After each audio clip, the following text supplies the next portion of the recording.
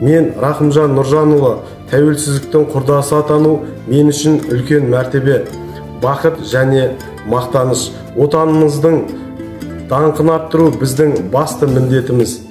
Ата-бабаларымыз ғасырлар бойы армандап өткен тәуелсіз ел болу мәртебесін көру бүгінгі ұрпаққа бұйырған зор бақыт.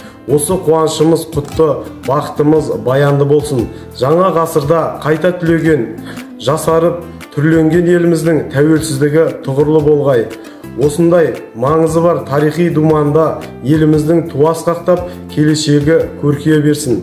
Сіздерге мықты денсаулық, отбасыларыңызға бақыт, сәтті күндер, зор жетістіктер тілеймін.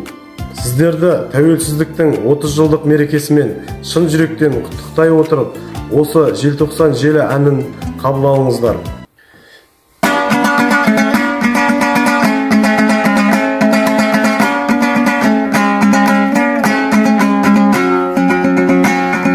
Желтоқсан бірде ел тосқан түрде келетін мүлде жайдаралы, сол жылы бірақ әдеттен жырақ көрінді шынақ ай баралы.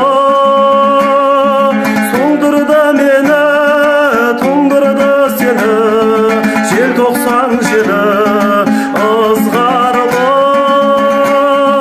Солдырды гүлді, оңдырды нұрды, көңілде мұңлы із қалды. Жоғалтып нуын, жоғалтып қуын, аралда суын тауысты.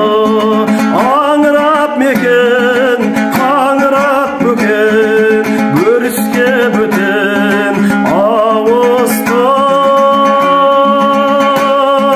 Тоңдырды мені, тоңдырды сені, желтоқсан желі ызғарлы.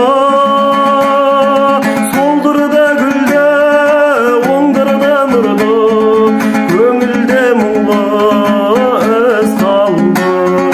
Тоңдырды мені, тоңдырды сені, желтоқсан желі ызғарлы. Рахмет.